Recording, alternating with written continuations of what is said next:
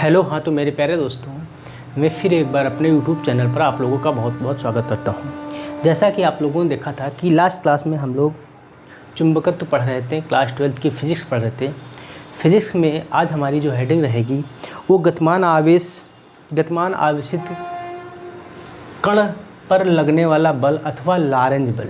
काफ़ी important heading है आज की, तो आप लोग फटाफट अपनी फेयर कॉपी निकाल लीजिए और मेरे साथ आज की हेडिंग लगाइएगा लॉरेंज बल। क्या? लॉरेंज बल। अगर हमारी इस वीडियो पर आप नए हो तो सबसे पहले वीडियो को सब्सक्राइब करें ताकि हमारी हर वीडियो आप तक बहुत से आसानी से मिल सके। क्लियर? अगर आपने अभी तक शेयर नहीं किया है तो शेयर कर दीजिए ताकि आपके जो दोस्त हैं उनको भी इस बेहतरीन कंटेंट का बेनिफिट मिले। क्लियर? तो आइए हेडिंग लगाइए लॉरेंज बल। देखिए लॉरेंज बल है क्या। मान लो हमारे पास कोई गतिमान आवेशित कण है, किसी चुंबकीय क्षेत्र में गति कर रहा है। क्या कर रहा है? हमारे पास कोई कण है, वो चुंबकीय क्षेत्र में क्या है? गतिमान है। तो उस चुंबकीय क्षेत्र में गतिमान आवेशित कण पर जो बल आरोपित होता है उस बल को ही हम लोग क्या बोलते हैं? लॉरेंज बल बोलते हैं। क्या? लॉरेंज बल बोलते हैं। इसको दो नाम से हम लोग समझते हैं। एक तो है गतिमान आवेशित कण पर लगने वाला बल, ये पूछे तो भी बात यही है जो मैं लिखाऊंगा, या पूछे लॉरेंज बल तो भी बात एक ही है। ठीक, दो नाम से कभी बोर्ड में आ ही जाता है। लॉरेंज बल अक्सर पूछता है, अक्सर नाम लॉरेंज बल से ही पूछता है। कभी कभार ये भी पूछ लेता है, तो इसमें घबराने वाली कोई बात नहीं। ठीक, तो क्या है, जब किसी गतिमान आवेशित कण, क्या है इसकी डेफिनेशन लिखते हैं, जब किसी गतिमान आवेशित कण, क्या है, जब किसी गतिमान आवेशित कण किसी चुंबकीय क्षेत्र में, क्या, किसी चुंबकीय क्षेत्र में गतिमान होता है। क्या होता है? चुंबकीय क्षेत्र में क्या कर रहा होता है? गति कर रहा होता है या गति करता है। तो उस चुंबकीय क्षेत्र के द्वारा, चुंबकीय क्षेत्र के द्वारा आरोपित बल को लॉरेंज बल कहते हैं। क्लियर हुई बात? नोट कीजिए, काफ़ी इंपॉर्टेंट डेफिनेशन है, खूब पूछी जाती है। क्या है? जब किसी चुंबकीय क्षेत्र, क्या है, जब किसी गतिमान आवेशित कण किसी चुंबकीय क्षेत्र में गतिमान होता है या गति करता है, ठीक है, तो उस चुंबकीय क्षेत्र के द्वारा आरोपित बल को लॉरेंज बल कहते हैं। तो कण पर एक बल आरोपित होता है, वो बल कहाँ से मिलता है? वो चुंबकीय क्षेत्र के द्वारा प्राप्त होता है। क्लियर हुई बात? क्वेश्चन कभी एक नंबर में पूछ लेता है कि जब कोई कण चुंबकीय क्षेत्र में गति करता है तो उस पर एक बल लगता है, तो वो बल कहाँ से प्राप्त होता है? तो चुंबकीय क्षेत्र के द्वारा हमें प्राप्त होता है। क्लियर? नोट कीजिए फटाफट।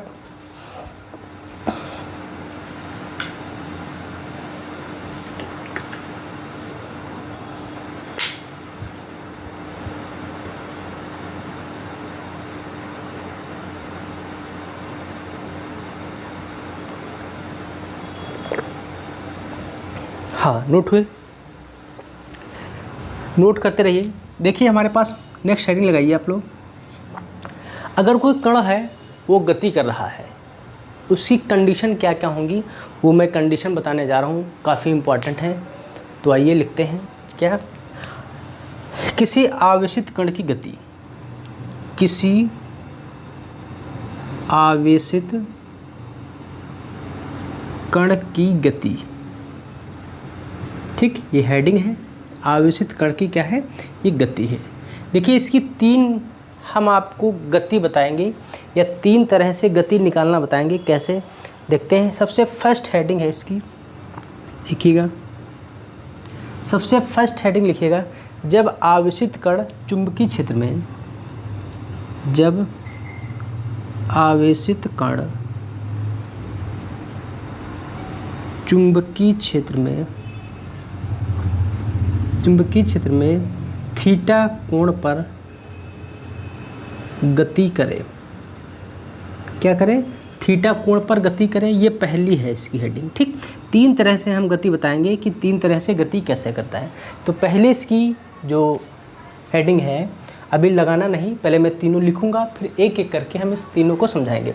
जब आवेशित कण किसी चुंबकीय क्षेत्र में थीटा कोण पर गति करे तो इसका चुंबकीय क्षेत्र क्या मिलेगा या इस पर लगने वाला बल क्या प्राप्त होगा। हमें ये निकालना होगा कि इस चुंबकीय क्षेत्र में लगने वाला बल प्राप्त करना है। ठीक, बल की ही बात कर रहे हैं, लॉरेंज बल हम लोग पढ़ रहे हैं। तो क्या है, जब आवेशित कण किसी चुंबकीय क्षेत्र में थीटा कोण पर गति करे तो इस पर बल कितना लगेगा, जो कण है इस कण पर बल कितना लगेगा, ये मुझे फाइंड करना है। क्लियर हुई बात। सेकंड, चुंबकीय क्षेत्र के समांतर कण क्या हो, चुंबकीय क्षेत्र के समांतर गति करे, चुंबकीय क्षेत्र के समांतर गति। ठीक है, ये दूसरी हेडिंग हो गई। समझते जाइए आराम से, कोई जल्दबाजी नहीं, एक ही समझेंगे। थर्ड क्या है, चुंबकीय क्षेत्र के लंबवत गति। क्या लंबवत गति, ये 3 हेडिंग है, तीनों काफ़ी इंपॉर्टेंट है। सबसे ज़्यादा पूछी जाने वाली जो है वो हमारे पास चुंबकीय क्षेत्र के लंबवत गति करे, इसको आप लोग वेरी वेरी इंपॉर्टेंट लगा लीजिए, खूब पूछी जाती है अक्सर बोर्ड एग्जाम में। बात समझ में आ रही। जो चुंबकीय क्षेत्र के लंबवत गति है, इससे बहुत सारे न्यूमेरिकल हमें करने को मिलेंगे और ये बहुत पूछी जाती है। देखना, आप पेपर उठा के देखिएगा तो हर बोर्ड एग्ज़ाम, हर साल का जो पेपर आया है उसमें ये वाला क्वेश्चन लंबवत गति तो अक्सर छाया रहता है। क्लियर हुई बात। तो इसको हम लोग पढ़ेंगे, इसमें से हम सबको पढ़ेंगे एक एक करके। पहले देखते हैं, सबसे फर्स्ट हेडिंग लगाइएगा आप लोग, जब आवेशित कण चुंबकीय क्षेत्र में थीटा कोण पर गति करे। तो हम इसको पहले मिटाएंगे, उसके बाद आगे कंटिन्यू करेंगे। क्लियर हुई बात। हाँ, तो इसको मिटा रहे हैं हम लोग, आप लोग लिख लीजिएगा फटाफट। ठीक है, हाँ, इसको भाई सब हम मिटाएंगे, इसको मुँह पर लिखेंगे यहाँ से हटा के। ठीक, एक एक हम बताएंगे, कोई दिक्कत नहीं है। हम अगर मिटा रहे हैं तो वीडियो को रोक के आप लोग लिख सकते हैं, कोई।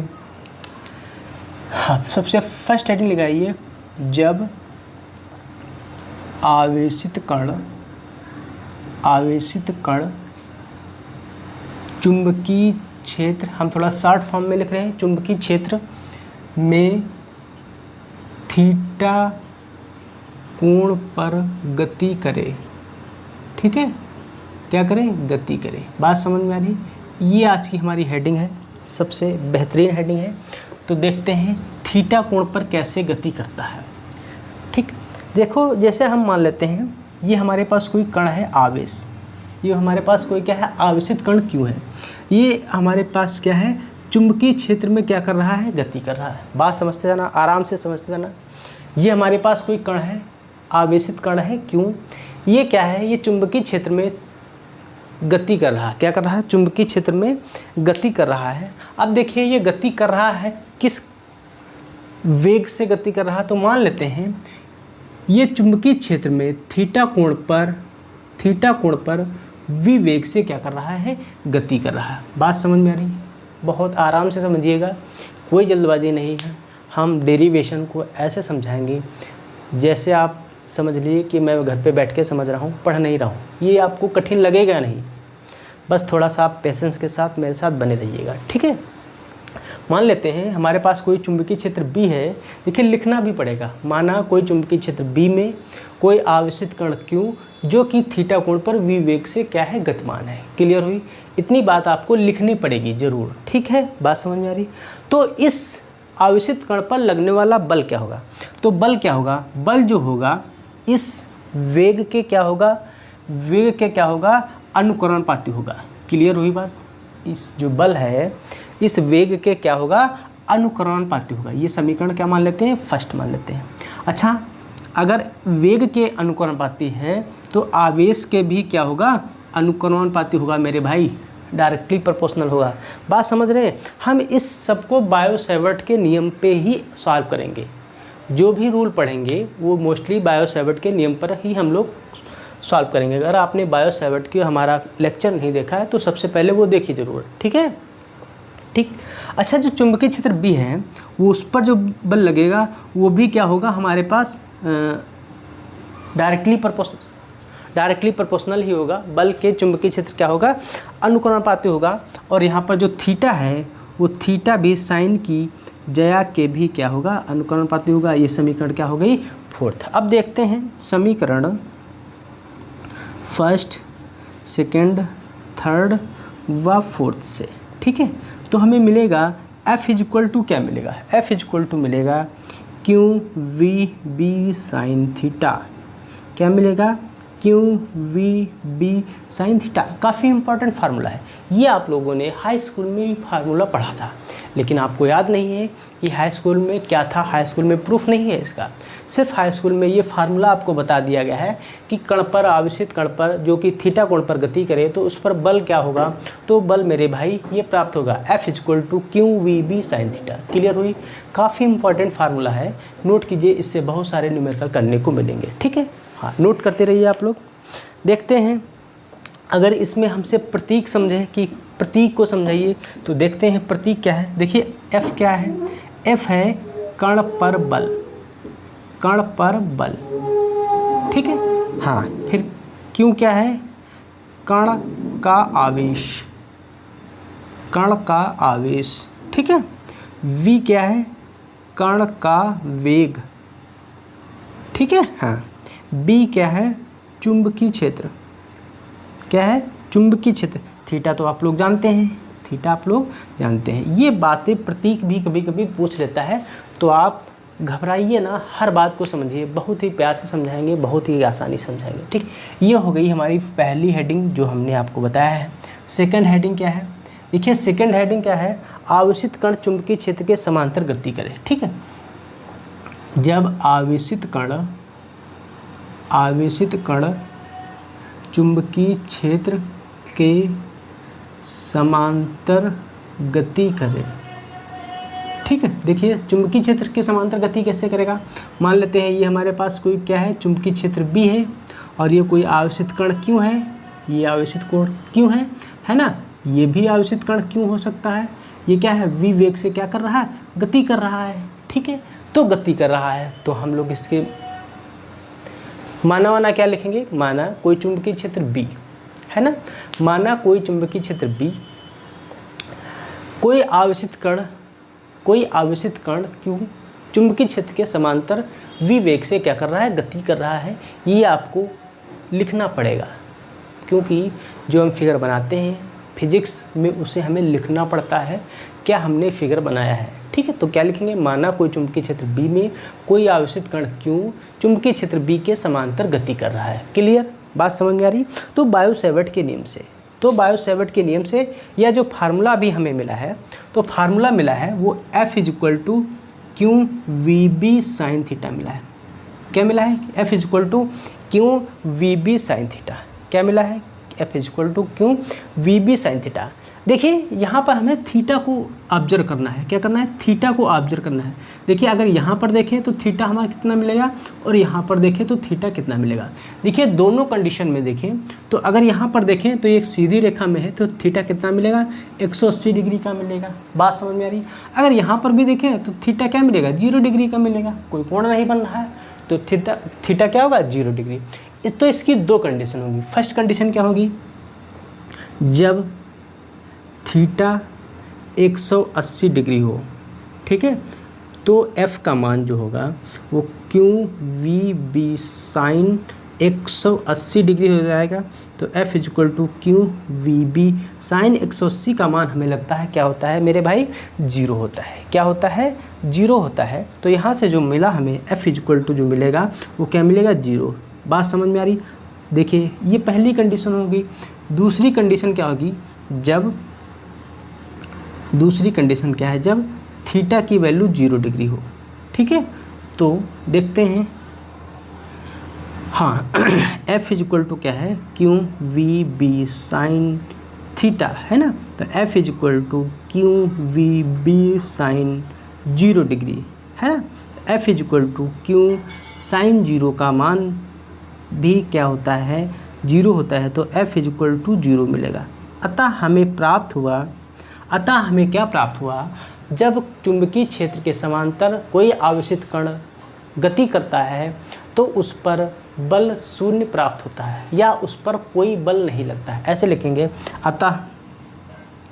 अतः जब चुंबकीय क्षेत्र के समांतर कोई कण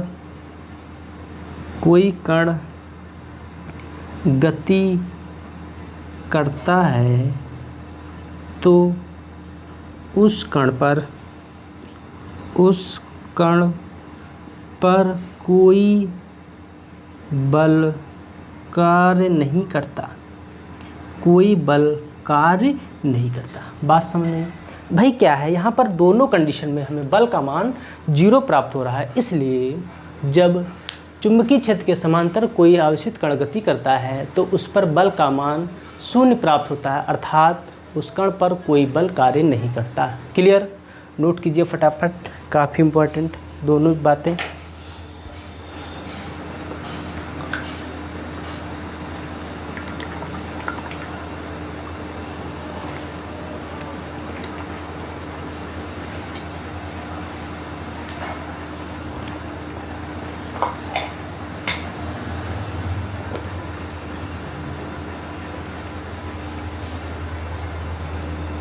ठीक है, इधर हम मिटा रहे हैं तब तक।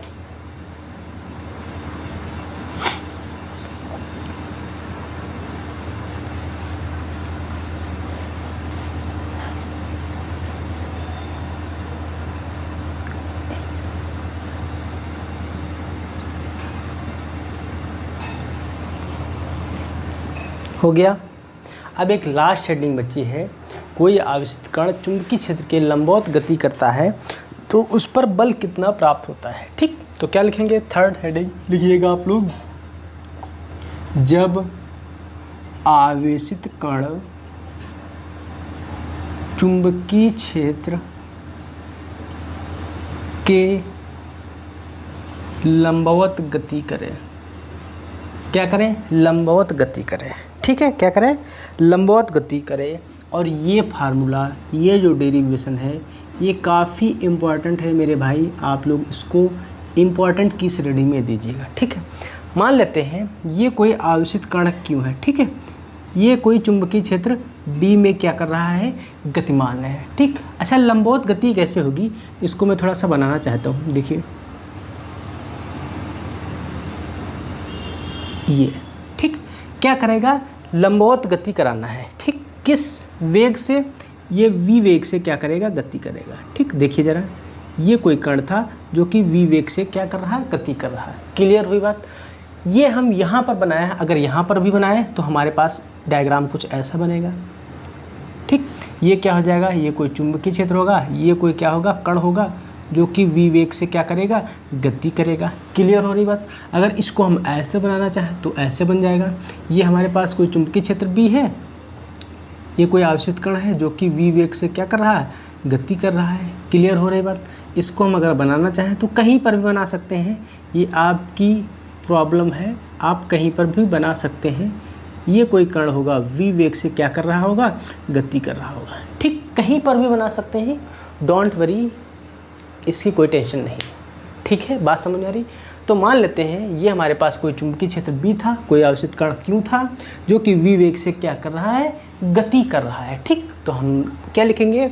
माना कोई चुंबकीय क्षेत्र बी में कोई आवेशित कण क्यों चुंबकीय क्षेत्र के लंबवत v वेग से क्या कर रहा है? गति कर रहा है। ये बात आपको लिखना पड़ेगा। ये लिखना क्यों पड़ेगा? क्योंकि यही सुंदरता बढ़ाता है डायग्राम की। ठीक है, क्लियर हुई बात? हाँ, देखिए भाई, आते हैं अपने डेरिवेशन पे। अभी देखिए हमें फार्मूला मिला था F = QVB sin थीटा। क्या मिला था? F = QVB sin theta. देखिए F = QVB sin थीटा। अच्छा ज़रा देखिए यहाँ पर थीटा कितने डिग्री का मिलेगा। देखिए अगर यहाँ पर देखें तो थीटा हमें 90 डिग्री का मिलेगा, अगर यहाँ पर देखें तो थीटा कितना मिलेगा? 90 डिग्री का। प्रत्येक जगह पे थीटा का मान क्या मिलेगा? हमें 90 डिग्री का मिलेगा। कितना मिलेगा? 90 डिग्री का मिलेगा। बात समझ में आ रही है? तो देखते हैं, तो F = QVB sin 90 डिग्री। तो F = QVB sin 90 का मान 1 होता है। तो F is equal to Q we B. Formula क्या मिला है? F is equal to Q we B मिला है। क्लियर हुई बात? तो हमें अगर कोई पूछता है कोई आवेशित कण है चुंबकीय क्षेत्र के लंबवत गति करता है तो उस पर बल क्या प्राप्त होता है, तो मेरे भाई उस पर बल F is equal to Q we B प्राप्त होता है। क्या प्राप्त होता है? Q we B. तीनों कंडीशन हमने बताई। देखिए पहली कंडीशन हमने क्या बताई थी, चुंबकीय क्षेत्र के क्या हो, थीटा कोण पर गति करे, तो वहाँ पर जो बल प्राप्त होता है F is equal to Q we B sine theta प्राप्त होता है। कोई आवेशित कण चुंबकीय क्षेत्र में थीटा कोण पर गति करे तो उस पर बल क्या प्राप्त होगा, तो F is equal to Q we B sine theta. Clear हुई? सेकंड कंडीशन हमने लिखाई थी, आवेशित कण चुंबकीय क्षेत्र के समांतर गति करे तो उस पर जो बल प्राप्त होता है वो कोई बल प्राप्त नहीं होता, बल अर्थात शून्य होता है। क्लियर हुई? उस कण पर कोई बल नहीं लगता है। लेकिन थर्ड कंडीशन हमारी क्या है, चुंबकीय क्षेत्र के लंबवत गति करता है तो उस कण पर बल कितना प्राप्त होता है, तो F is equal to Q we B प्राप्त होता है। क्लियर हुई बात? काफ़ी इंपॉर्टेंट डेरिवेशन है, नोट कीजिए आप लोग, नोट कीजिए फटाफट।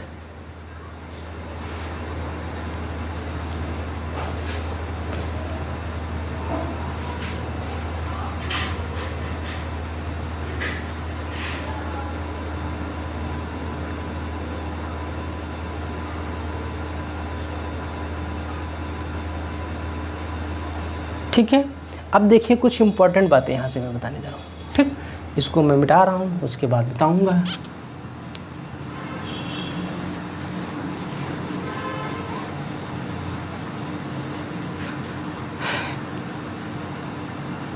देखिए अगर हम इसको वृत्ताकार मार्ग में गति कराना क्यों दिखाया आपको, इसका रीज़न भी समझ लीजिए। देखिए हमें क्या मिल रहा है यहाँ से, F is equal to Q we B sine theta मिल रहा है। जो आवेशित कण पर बल लग रहा है वह वेग की दिशा के लंबवत लग रहा है। तो क्या लिखेंगे, अतः, क्या लिखेंगे, अतः आवेशित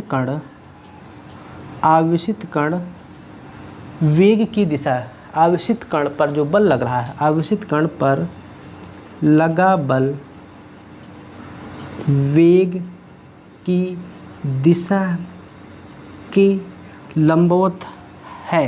क्या है? लंबवत है। इसलिए क्या है, इसलिए हमारे पास जो कण होगा या आवेशित कण होगा वो कौन सी गति करेगा, इसलिए आवेशित कण वृत्ताकार गति करेगा, वृत्ताकार गति करेगा। क्लियर हुई बात? किस लिए? क्योंकि बल जो लग रहा है वो वेग की दिशा के लंबवत लग रहा है, वेग की दिशा के लंबवत लग रहा है, इसलिए कण की गति जो होगी वो वृत्ताकार गति होगी। ठीक है, अच्छा, कण की गति वृत्ताकार होगी तो कण पर कुछ अभिकेंद्र बल भी लगेगा, है ना। तो अतः कण पर अभिकेंद्र बल, थोड़ा सा इसको भी लिख लेते हैं, अतः कण पर अभिकेंद्र बल, अभिकेंद्र बल, ये बल ऊपर की ओर लग रहा है। अभिकेंद्र बल का मतलब होता है ऐसा बल जो केंद्र की ओर लगे। किसी वृत्ताकार गति में कोई बल लगता है तो कहाँ लगता है, वो केंद्र की ओर लगता है। तो अभिकेंद्र बल क्या होता है, अभिकेंद्र बल होता है mv² अपान में r, ये क्या है, qvb है। v से v क्या हो गया, कैंसिल हो जाएगा, तो mv अपान में r इक्वल टू qb बचेगा। इसके नीचे एक मान लें क्रॉस मल्टीप्लाई करा लेते हैं, तो ये r equal to mv upon qb लिख सकते हैं। ये त्रिज्या इसकी निकल के आई है, ये क्या निकल के आई है, त्रिज्या। ये त्रिज्या के पदों में फार्मूला है। क्या है, त्रिज्या। अगर हम संवेग देखते हैं इसका, संवेग तो p इक्वल टू क्या होता है, mv होता है। क्या होता है, p इक्वल टू mv होता है। तो r इक्वल टू mv अपान में क्या है, qb है ना। तो r इक्वल टू mv के स्थान में p अपान में qb लिख सकते हैं। बोलिए फार्मूला देखिए, त्रिज्या का फार्मूला संवेग के पदों में, त्रिज्या का फार्मूला किसके पदों में, संवेग के पदों में। त्रिज्या का फार्मूला संवेग के पदों में। अगर हमें आवर्तकाल निकालना हो, कण का आवर्तकाल, कण का आवर्तकाल, आवर्तकाल क्या होता है भाई, देखिए t equal to 2 pi r upon में वी होता है। क्या होता है? 2 पाई आर अपॉन में वी होता है। क्लास 11th में आप लोगों ने पढ़ा होगा। तो T is equal to 2 pi upon में वी हो जाएगा, इनटू आर के स्थान में हम लोग क्या लिखेंगे? एम वी अपॉन में क्यू बी लिखेंगे। तो वी से वी क्या हो जाएगा? कैंसिल हो जाएगा। तो 2 पाई एम अपॉन में क्यू बी मिलेगा। एक तो फार्मूला ये मिला हमें आवर्तकाल का द्रव्यमान, आवेश और चुंबकीय क्षेत्र के पदों में। अगर दूसरा फार्मूला देखें तो टी इज इक्वल टू हमें क्या मिलेगा? टी इज इक्वल टू मिलेगा हमें, अभी हमने देखा है 2 पाई आर अपॉन में वी, है ना। तो ये हो जाएगा 2 पाई अपॉन में क्यू हो जाएगा, सॉरी वी हो जाएगा। यहाँ पर क्या है? वी है। क्या है? वी है। आर के स्थान में हम क्या लिखेंगे? पी अपॉन में क्यू बी, है ना।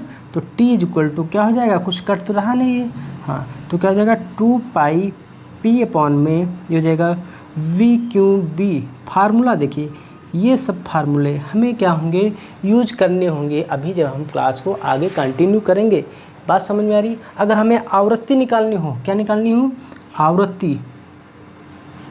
क्या निकालनी हो? आवृत्ति। तो क्या होता है? आवृत्ति को n से रिप्रेजेंट करते हैं, ये होती है 1 आवर्तकाल। बात समझ में आ रही है? ये क्या होती है? 1 आवर्तकाल। आवर्तकाल अभी अभी हमने निकाला था क्या? 2 पाई, क्या लिखा था? तो लिखेंगे 1 में ये हो जाएगा 2 पाई एम अपॉन में क्यू बी, है ना। ये तीसरा पद पहले पद के गुणे में चला जाएगा। तो n इज इक्वल टू ये क्या हो जाएगा? ये हो जाएगा क्यू बी अपॉन में 2 पाई एम। ये हुई हमारी फ्रीक्वेंसी आवृत्ति। ये क्या हुई? फ्रीक्वेंसी आवृत्ति। ठीक, नोट कीजिए, काफ़ी इम्पोर्टेंट ये लास्ट का डेरिवेशन है जो कि हमसे बोर्ड एग्जाम में खूब पूछा जाता है अक्सर। बात समझ में आ रही? तो आप लोग इसको नोट कीजिए, बहुत इम्पोर्टेंट डेरिवेशन है। ठीक है, हाँ, नोट कीजिए फटाफट। फिर हम एक से न्यूमेरिकल करते हैं, फिर आगे कंटिन्यू करते हैं।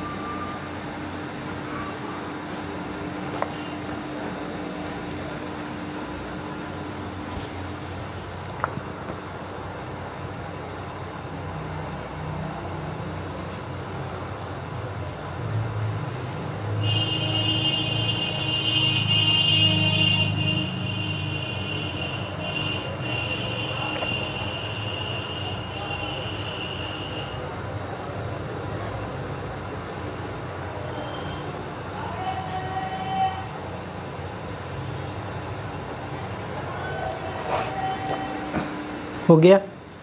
इधर का हम लोग मिटा रहे हैं, तब तक आप उधर नोट कीजिए। नोट जरूर कीजिए, बिना नोट किए आपको काम नहीं चलने वाला है। फिजिक्स देख के आप समझ नहीं सकते हैं जब तक आप उसको हल नहीं करेंगे, सॉल्व नहीं करेंगे। प्रैक्टिस बहुत ज़रूरी फिजिक्स चाहती है, जितनी प्रैक्टिस करेंगी उतना ही बेनिफिट आपको मिलेगा। क्लियर हुई? एक क्वेश्चन देखते हैं, प्यारा सा क्वेश्चन है, फिर हम आज सवाल को आगे कंटिन्यू करते हैं। देखते हैं क्वेश्चन क्या है। क्वेश्चन कह रहा है, एक इलेक्ट्रॉन ऊर्ध्वाधर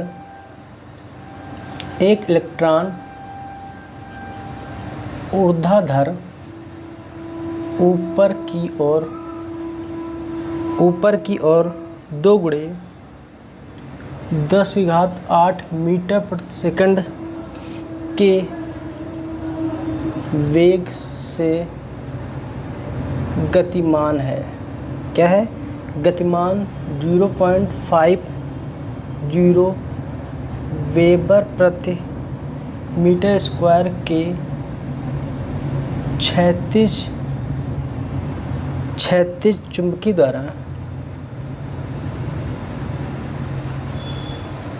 द्वारा जो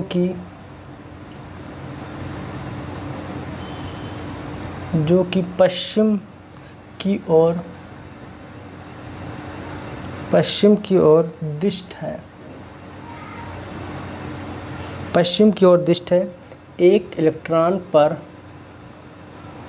कितना बल तथा किस दिशा में लगेगा। क्या कह रहा है, एक इलेक्ट्रॉन पर कितना बल और किस दिशा में लगेगा तथा इसका त्वरण भी ज्ञात करें।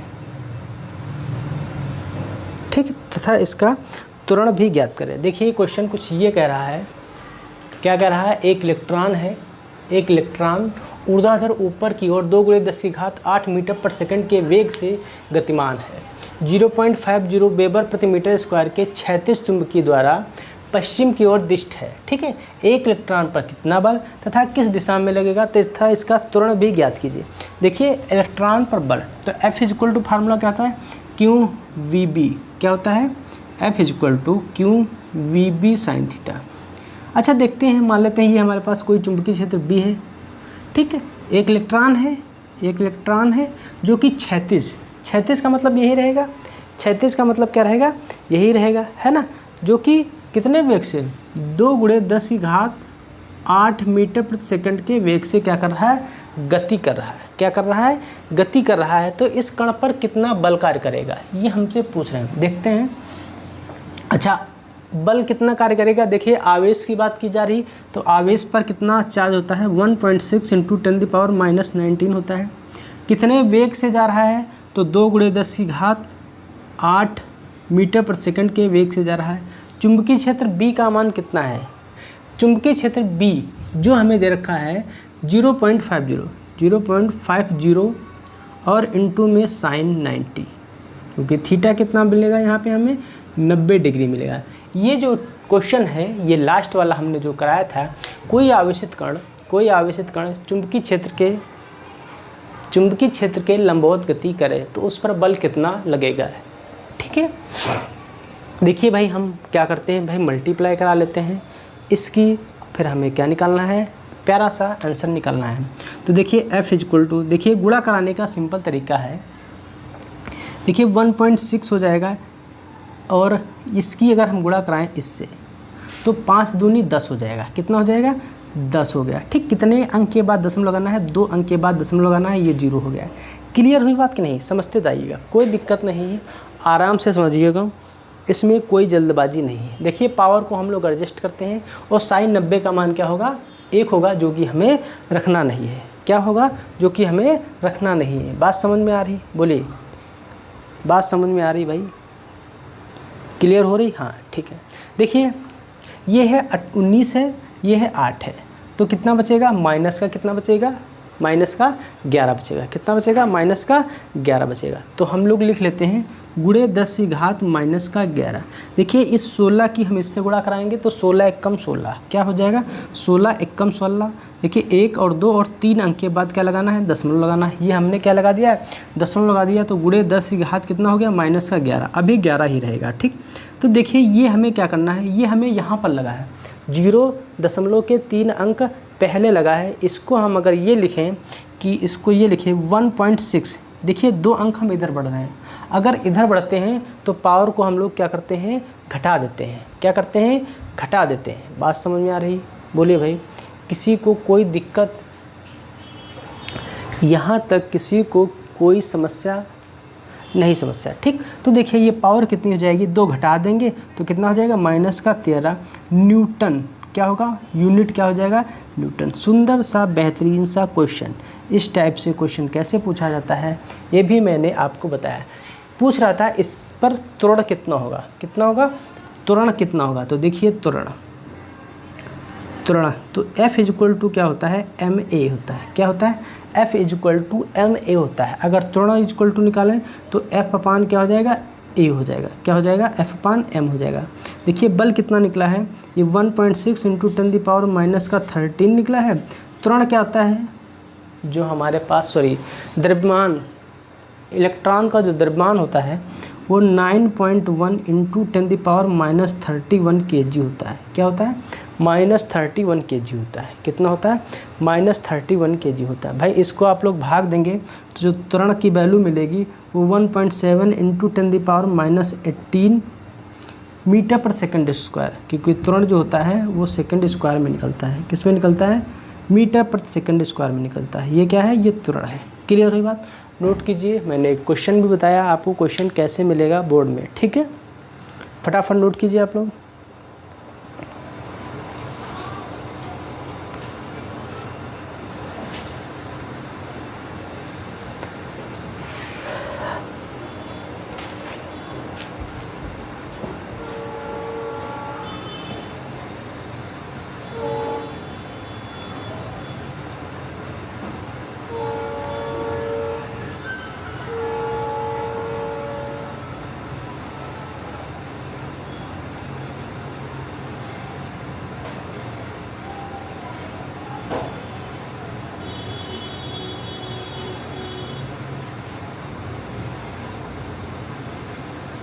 हो गया।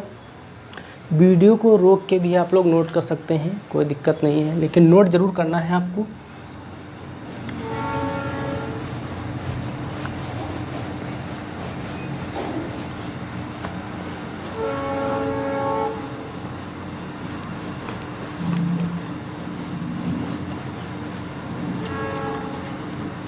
ठीक है, हुआ। नेक्स्ट हेडिंग लगाइए मेरे साथ, काफ़ी इंपॉर्टेंट हेडिंग है। चुंबकीय क्षेत्र में धारावाही चालक पर बल। क्या? चुंबकीय क्षेत्र में धारावाही चालक पर बल। ठीक, देखिए हमारे पास चुंबकीय क्षेत्र में धारावाही चालक पर बल देखते हैं। ये हमारे पास कोई भी चुंबकीय क्षेत्र B है, ठीक है? ये क्या है? चुंबकीय क्षेत्र B है। ठीक, हमने क्या किया, इस चुंबकीय क्षेत्र B में एक धारावाही चालक लिया। ये क्या लिया हमने? क्या? एक धारावाही चालक लिया। ठीक, इस धारावाही चालक की लंबाई हमने क्या ली? स्मॉल l ले ली। ठीक है, इस धारावाही चालक की लंबाई क्या ले ली? स्मॉल l ले ली। ठीक, बात समझते जाना आराम से। और इस धारावाही चालक में धारा I हमने क्या की? प्रवाहित कर दी। क्लियर हुई बात? बोलो, बात समझ में आ रही? ठीक, तो इसके बारे में लिखेंगे हम लोग। लिखेंगे माना कि एक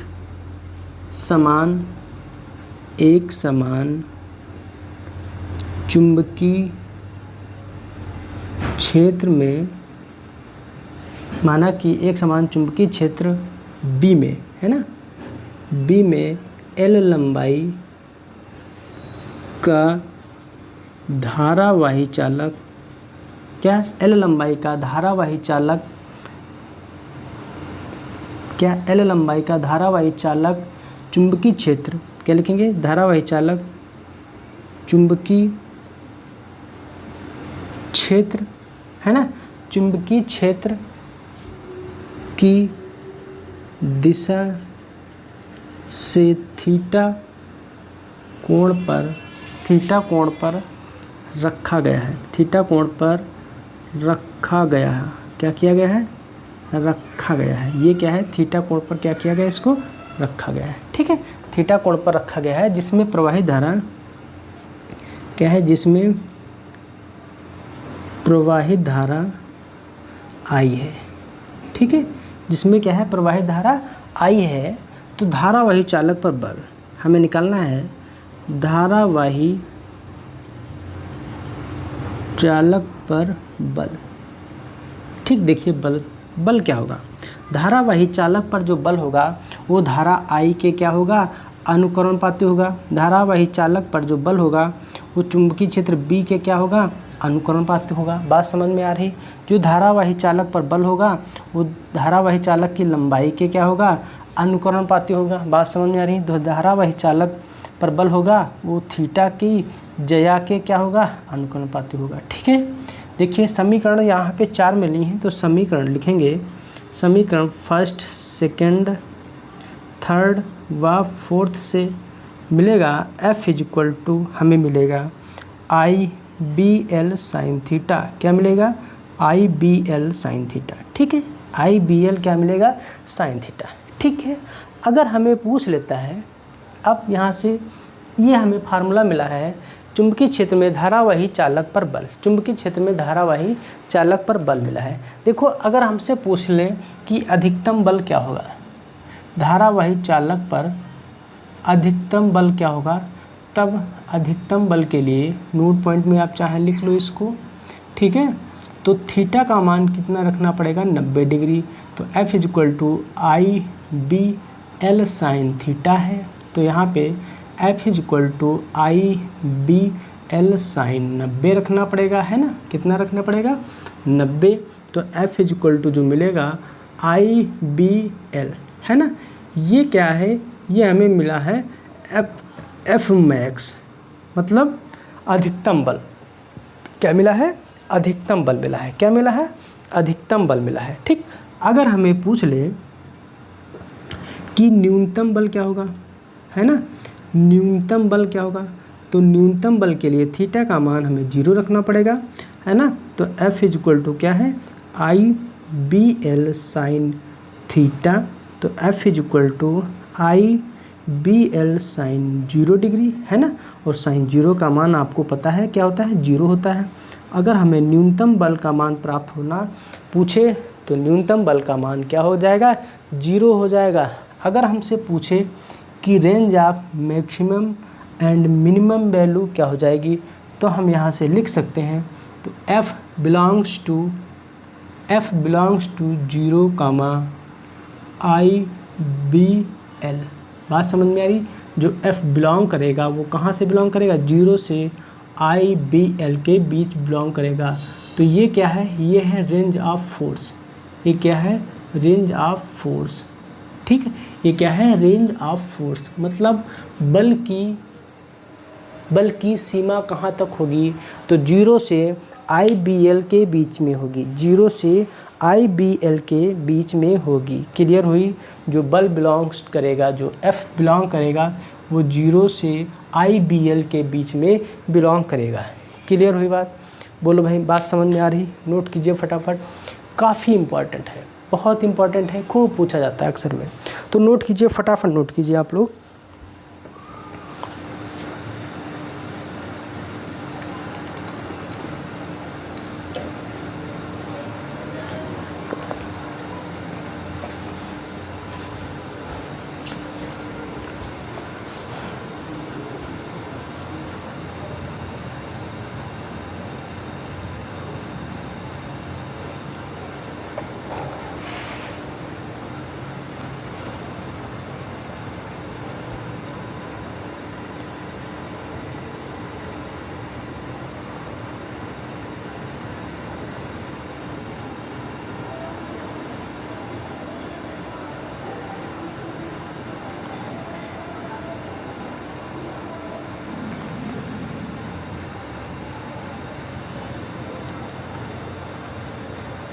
हाँ, इसको अगर और देखें, हम इसको वेक्टर फॉर्म में देखें तो भी हम इसको लिख सकते हैं। ये क्या है, वेक्टर फॉर्म। तो वेक्टर फॉर्म में क्या लिखेंगे, हमें मिल क्या रहा था, बल जो मिल रहा था वो मिल रहा था तो अगर हम देखें तो इसको A cross B = AB sine theta, ये क्या हो जाएगा, ये इसका वेक्टर फॉर्म हो जाएगा, सदिश रूप हो जाएगा। क्या हो जाएगा, सदिश रूप हो जाएगा, ठीक है। क्या हो जाएगा, सदिश रूप। ये न्यूनतम बल है, इसे मिनिमम बल बोलते हैं, मिनिमम, ठीक। क्या बोलते हैं, मिनिमम, ठीक। न्यूनतम बल, ये क्या है, मैक्सिमम बल, ये क्या है, न्यूनतम बल। क्लियर हुई बात। तो आज की क्लास मैं यहीं पे बंद करता हूँ। आप लोग कमेंट बॉक्स में हमें ज़रूर बताएं कि आज की क्लास कैसी लगी। अगर अच्छी लगी हो तो लाइक करें, चैनल को सब्सक्राइब करें और अपने दोस्तों के साथ शेयर करना ना भूलें। Thank you.